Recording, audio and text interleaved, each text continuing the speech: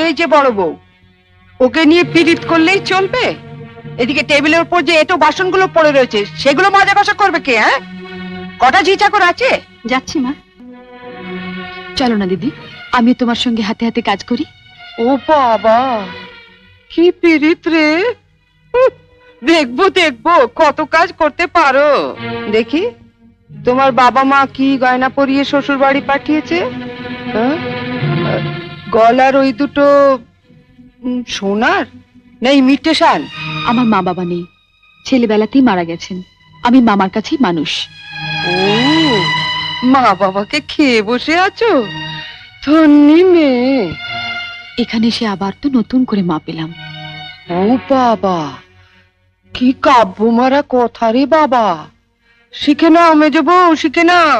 আমার বাবা ওসব ন্যাকামি আসে না। না,